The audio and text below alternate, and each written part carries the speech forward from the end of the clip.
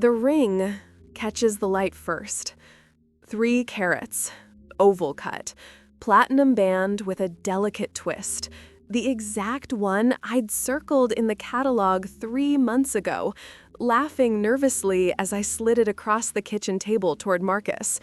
"Just so you know," I'd said, "whenever you're ready." He's ready now. He's on one knee, in the middle of my parents' anniversary party, surrounded by 40 guests and floating candles, and the string quartet I helped my mother book. His hands are trembling. His eyes are wet. And he's not looking at me. He's looking at my sister. My champagne glass slips. I don't hear it shatter. I don't hear anything except the blood rushing behind my ears and the distant, warped sound of Juliet crying, oh my God, Marcus!" And somewhere, someone gasping. Maybe that someone is me. 6 hours earlier, I stood in front of my bathroom mirror and practiced looking surprised. Not too surprised. I didn't want to seem oblivious. Just the right amount of, I had a feeling, but I'm still overwhelmed with joy. I'd even watched YouTube tutorials, reaction videos of proposals, studied the way women covered their mouths, the graceful half-step backward, the tears that came exactly on cue. I wanted to be perfect for him. The dress I chose was sage green, his favorite color on me, he'd said once, 2 years ago, when we first started dating. I remembered everything he said. I collected his words like seashells, turned them over in my hands late at night, built a future out of them. "You're the kind of woman a man marries. I can see us growing old together. Your sister's great, but you're the one with substance." I spent 45 minutes on my hair, another 20 on makeup that was supposed to look like I wasn't wearing any. I wanted to seem effortless, natural, like the kind of woman who wakes up ready to be proposed to. My mother called while I was fastening my grandmother's pearl earrings. "Juliet's bringing someone tonight," she said. "She's being very mysterious about it." I laughed. Juliet's always mysterious. It's probably another artist who doesn't believe in deodorant. Be nice. I'm always nice. And I was. I was the nice one, the reliable one, the one who showed up early and stayed late and never made a scene. Juliet was the beautiful disaster, the wild card, the one everyone worried about. I was the one everyone counted on. I didn't realize there was a difference between being counted on and being chosen. Now I stand frozen among the shattered glass, watching my fiancé, slide my ring on my sister's finger. And the worst part? She doesn't even look surprised. The room erupts. Applause, cheers, my mother clutching my father's arm. No one looks at me. No one notices the woman standing perfectly still in her sage green dress, watching her entire future dissolve like sugar in rain. But I should have noticed the first warning sign. Growing up, I learned to measure love in inches. The extra inch of space Juliet got in every photograph. The inch my mother leaned toward her at dinner. The inch my father's smile stretched wider whenever she walked into a room. I was born first, but Juliet arrived like a correction. "Your sister has a gift," my mother used to say, watching 7-year-old Juliet twirl through the living room, knocking over lamps and breaking vases, and somehow making destruction look like art. I felt things deeply too. I just learned to feel them quietly. By 12, I understood the rules. Juliet got the piano lessons, I got the grocery lists. Juliet got the bedroom with the window seat, I got the one next to the water heater. Juliet got to fall apart at holidays, while I cleaned up the wreckage, literal and otherwise. "You're so capable," my mother would say, and I heard it for what it was. You don't need me like she does. Being needed and being wanted, I confused them for years. The first time Marcus met Juliet, she was crying on my parents' porch. Some boyfriend had broken her heart. Some dream had fallen through. The specifics changed. The scene never did. Marcus held her for 20 minutes while I stood in the doorway holding a tray of lemonade. "Your sister," he said later, shaking his head, "she's been through so much." "She has," I agreed, because she had. Because acknowledging it cost me nothing. Because I was the understanding one, the generous one, the one who never made things about herself. I didn't notice the way his eyes followed her after that. Or maybe I noticed and called it something else. Concern, curiosity, the natural magnetism of chaos. She texted him sometimes, just checking in, just asking for advice, just needing someone to talk to at 2 a.m. because she couldn't sleep and I wasn't answering. "She really looks up to you," Marcus told me once. I believed him. I was so desperate to be part of something that I believed everything. Now, my mother finds me by the caterer's table, hands still shaking, sage dress stained with champagne. "There you are." She straightens my collar like I'm a child. I know this is unexpected, but Juliet is happy, truly happy, maybe for the first time. You, for her, for her, for her. "He was mine," I whisper. My mother's face hardens. "Don't make a scene, not tonight." I'm not making anything. I'm dissolving. But she's already walking away, already folding herself back into the celebration, orbiting my sister like she's the sun. Juliet finds me next. She's glowing, incandescent. The ring catches light like it was always meant for her hand. "I didn't plan this," she says softly. "It just happened." She leans close, lips brushing my ear, and her whisper lands like a blade. "You were never meant for someone like him." In the beginning, Marcus made me feel found. He remembered everything. The way I took my coffee, oat milk, half a sugar, stirred counterclockwise, because I once mentioned my grandmother did it that way. The song I hummed when I was nervous. The specific pressure of hand-holding I liked. Firm but not possessive, fingers interlaced, thumb tracing slow circles. "I've never met anyone like you," he said on our third date, tucking hair behind my ear. "You're so steady, real. Everyone else feels like noise." I didn't know yet that steady meant easy to predict, that real meant easy to read, that being someone's calm was just another way of being someone's tool. The love bombing came first. Flowers on Tuesdays for no reason. Handwritten notes tucked into my work bag. Weekend trips planned down to the minute because he knew I loved structure. He studied me like a language he intended to master. "You deserve to be adored," he whispered against my hair. "Let me adore you." So I let him. Then the distancing started. So gradual, I blamed myself for noticing. He stopped reaching for my hand in public, stopped asking about my day.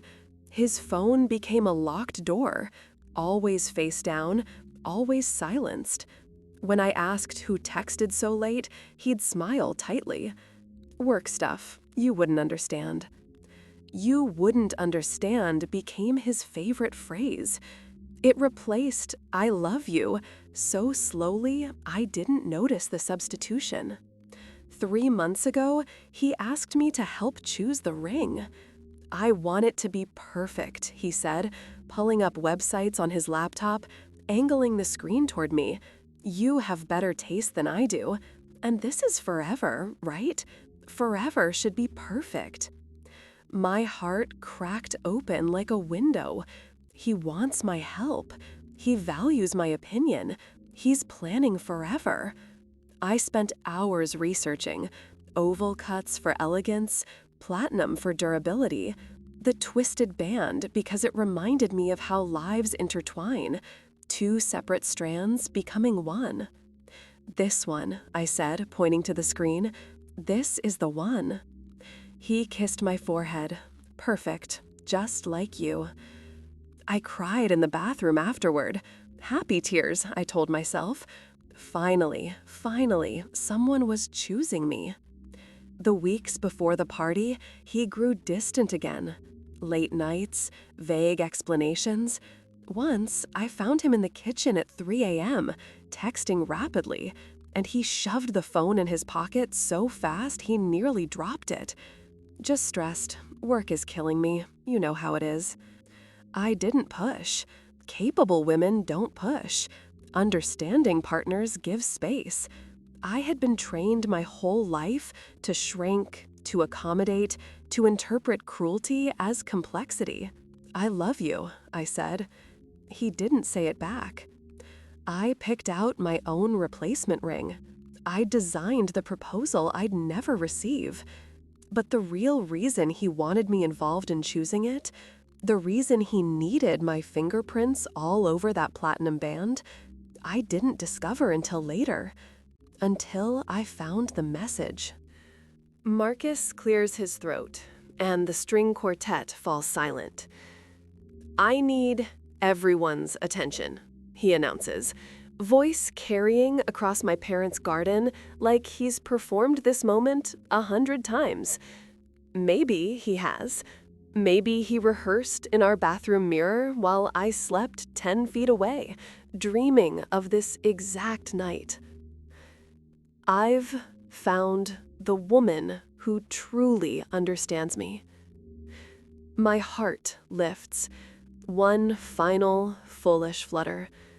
Someone who sees past the surface, who challenges me, who makes me want to be better.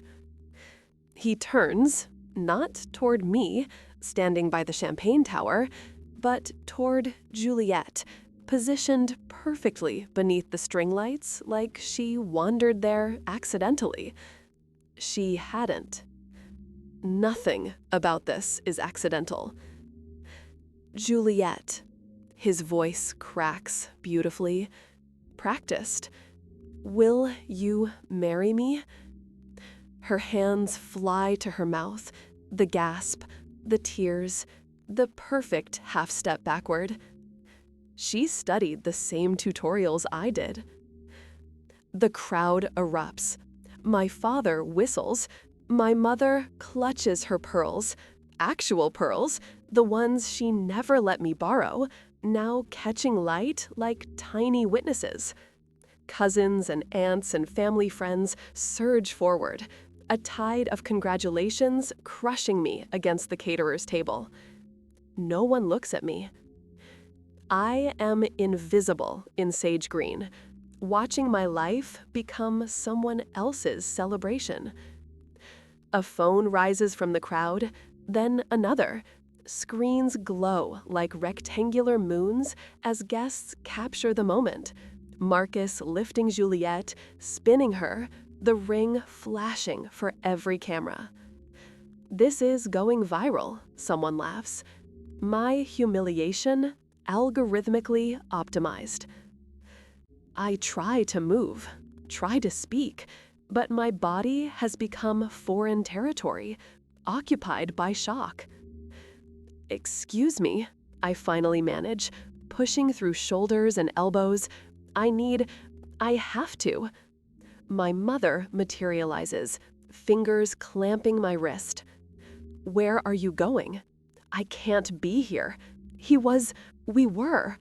"Stop." Her grip tightens. "Don't you dare make this about you. Don't ruin her night.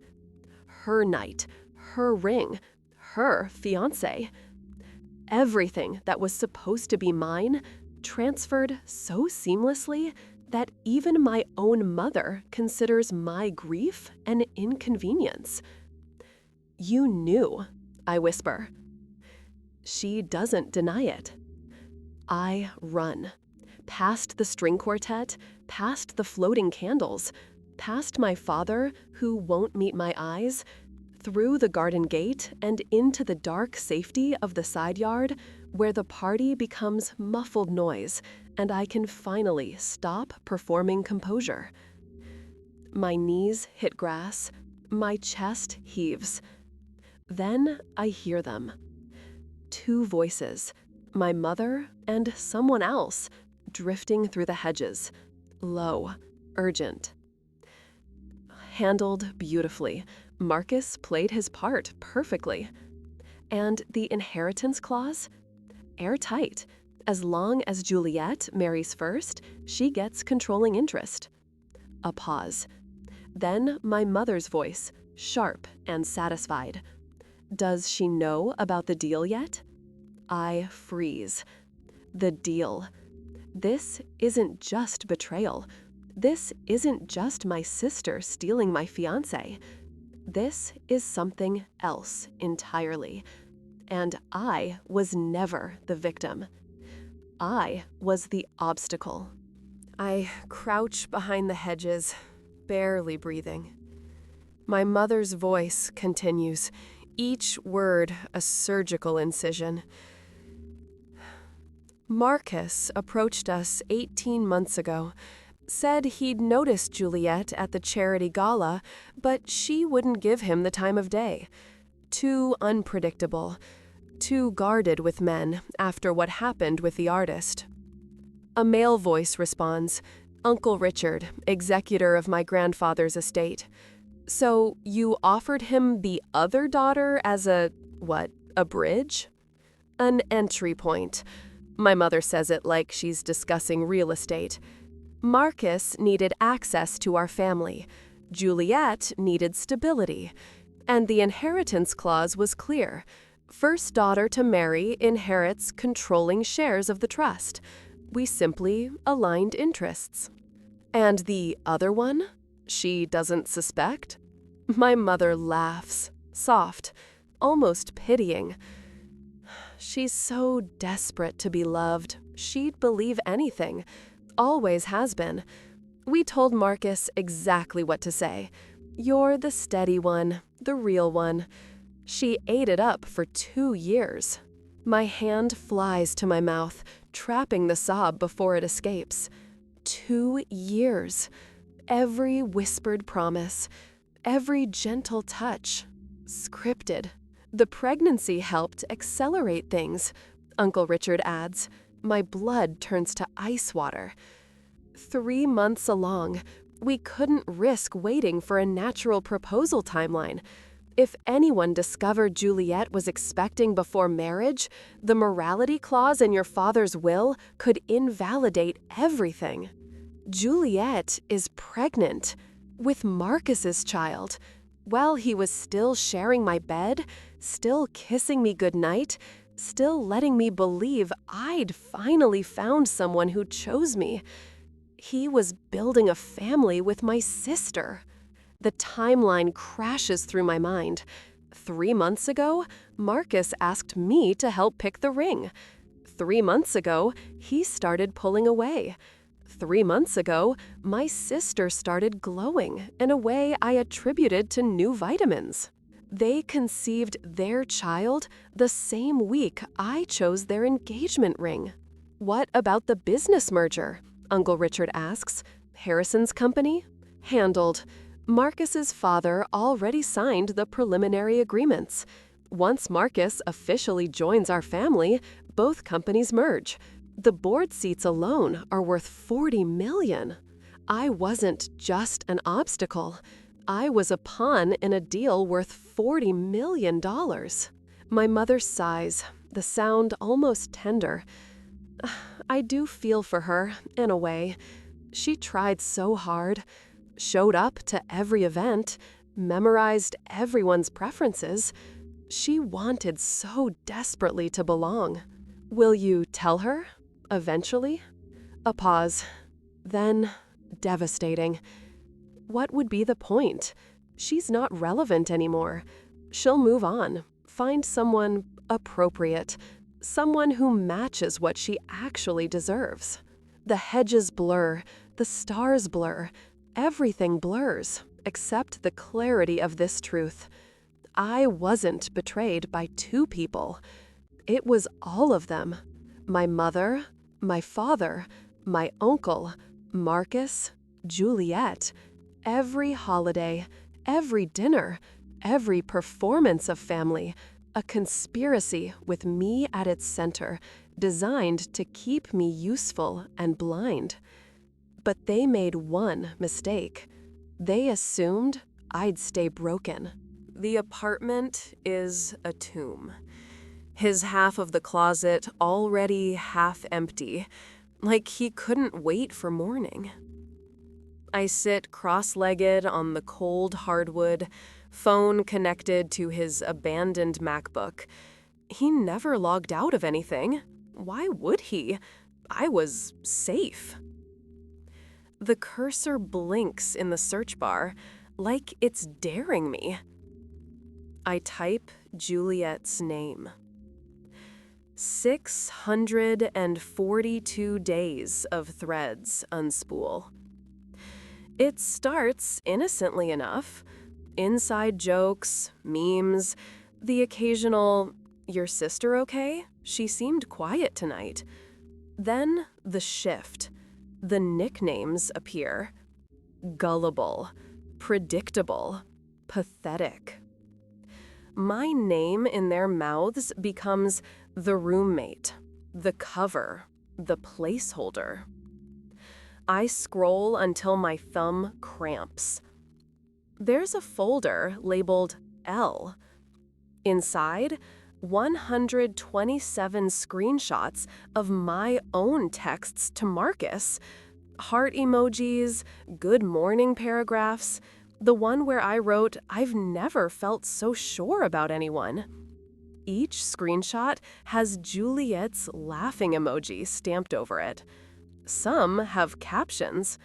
"Still thinks the ring is for her." "Sent her to pick up my dry cleaning again. She said yes before I finished the sentence." "Bet she's practicing her surprised face right now."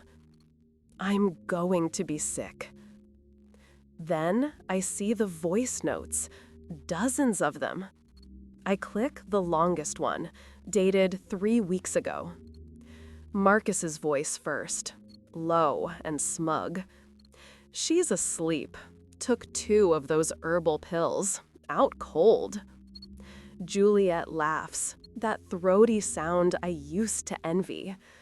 God, she's so easy to manage. Did you see her face when you said you were working late? She apologized for asking. 2 years, he says, pride thick in his throat. 2 years, and she still says thank you when I come home. A rustle? Sheets, I realize. They're in our bed. "Don't worry," Juliet whispers, closer to the microphone now, syrupy and vicious. She's too desperate to ever leave. She'll smile at the wedding. She'll hold my train. She'll name her first kid after us out of some tragic loyalty. Marcus chuckles. "We should live stream it. Call it World's Most Understanding Sister." The note ends. The silence that follows is louder than any scream I never let out. I play it again and again, until their voices are burned into the lining of my skull. At minute 4 of the 6th listen, something inside me calcifies. The tears stop. My breathing evens. I open a new note on my phone and type a single line. They were right. I was desperate. I am no longer. I drag the voice note into the note. I add the screenshots. I title the file Insurance. Then I do the thing they never thought I would. I forward the entire folder to myself, from his computer, with his account, time-stamped, undeletable. I close the MacBook, set it exactly where he left it, and walk to the bathroom mirror. The woman staring back still wears last night's mascara, still has grass stains on the knees of her sage green dress. But her eyes are new, cold, focused, expensive. I smile at her. Small, polite, the smile I've perfected for 2 decades. Then I whisper to the reflection the sentence that will haunt them for the rest of their lives. Your move. I left before sunrise. 1 suitcase, my grandmother's pearls, the laptop with every screenshot and voice note triple encrypted. No note, no dramatic text. Just gone. By noon, the avalanche began. Mother, where are you? This is childish. Father, call your mother. People are asking questions. Juliet, we're worried sick. Marcus said you seemed off. Marcus, baby, please, let's talk. I can explain everything. I read them in a hotel suite I paid for with the credit card tied to the trust they forgot I still have access to. I screenshot every message, add it to the growing folder titled Receipts, and turn my phone face down. Day 3, Juliet shows up at my office. Security calls up. I let her wait in the lobby for 43 minutes, then walk past without breaking stride. She runs after me in 6-inch heels, mascara already surrendering. You're embarrassing us, she hisses in the revolving door. People think you're having a breakdown. I stop, look at her properly for the first time in years. Her hand rests protectively over the barely there bump. Her eyes are wide, frightened. The glow is gone. Pregnancy nausea has replaced it with a faint green tint. Good. Congratulations on the baby, I say, calm and pleasant. I assume it's a shotgun heir to secure the merger. Her face drains. She wasn't expecting me to know. That night, Marcus calls 17 times. On the 18th, I pick up. Liv, thank God. Juliet's a mess. She cries all the time. She's paranoid. She thinks I'm going to leave. I didn't sign up for this. His voice cracks. Real panic. The first honest emotion I've ever heard from him. I miss how easy it was with you. You never made scenes. You just handled everything. I let the silence stretch until he starts breathing like he's drowning. Funny, I finally say. That's exactly what I'm doing now. I hang up. Mother tries next. A lunch invitation at the club, just family. I accept, show up in head-to-toe black, funeral chic, and record the entire meal on the tiny mic clipped inside my blazer. She reaches for my hand. Darling, you look thin. This isn't healthy. Come home. We'll get you help. Translation, come back into the cage before you damage the brand. I smile, gentle and lethal. I'm healthier than I've ever been. Dad mutters something about moving forward. Uncle Richard mentions the merger vote is in 6 weeks and optics matter. I sip my iced tea and say nothing. They leave frustrated, confused, a little afraid. The dynamic has reversed. For the first time in my life, they need me more than I need them. That night, I create a private account on a platform they'll never think to check. Username @TheSteadyOne. First post, a single photo of the sage green dress, torn at the hem, stained with grass and champagne. Caption: They taught me to be invisible. I'm about to become unforgettable. I schedule it for the morning of the engagement brunch. Then, I pour myself a glass of the champagne I used to hate and toast the woman in the mirror. She doesn't look steady anymore. She looks inevitable. They scheduled the engagement brunch for Sunday at the country club. White peonies, string quartet, a photographer from Vogue. Hashtag already trending. Hashtag Juliet says yes. I didn't RSVP. I simply arrived. Not in sage, in crimson silk that cost more than Juliet's monthly spa budget. Hair down, grandmother's pearls glowing against my throat like a warning. I walked straight to the head table and placed a single white envelope beside Juliet's mimosa. Inside, a USB drive and one printed photograph. Marcus in a hotel bar last night, hand on the waist of the junior associate who's been handling the merger paperwork. Same smile he used on me 2 years ago, same promise in his eyes. Juliet opened it first. The color left her face so fast, I thought she'd faint. Marcus reached for the envelope. I stepped on his hand with my stiletto, just hard enough. Careful, I said sweetly. Evidence smudges. Mother tried to stand. Uncle Richard was already sweating through his blazer. I didn't raise my voice. I didn't need to.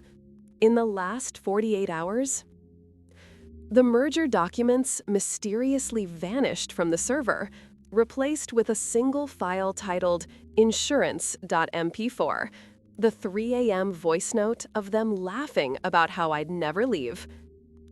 Harrison Sr. received an anonymous packet showing his precious son had been expensing private dinners with 3 different women since the engagement. The board quietly postponed the vote. I leaned down so only the 5 of them could hear. You needed a steady girl to open the door. You needed a desperate girl to keep it open. Congratulations. The door is closed. Juliet started crying. Ugly, panicked sobs. For the first time, no one rushed to comfort her. Marcus looked at me like he was seeing a stranger. Good. I turned to leave. The entire room parted like I was royalty. At the door, I paused, looked back once. Enjoy the brunch, I said to the cameras already rolling. It's the last one this family will ever afford. I posted the final video that afternoon. No rage, no tears, just me on the balcony of my new apartment. City lights behind me, red dress still on. I spoke straight to the lens. If you're watching this and you've ever been the backup option, the safe option, the one they keep just in case, listen carefully. You are not the problem. You were never the problem. They needed you small so they could feel large. Walk away. Walk away before they steal the parts of you that were meant for someone who will never make you audition for your own life. I did, and I have never felt more chosen. I hit upload. Within an hour, the video had 2 million views. Within a day, Juliet's hashtag was replaced by mine. Hashtag the steady one. I closed the comments, poured myself another glass of champagne, this time the good stuff, and watched the city burn their names to the ground. Silence, it turns out, can be the loudest revenge of all.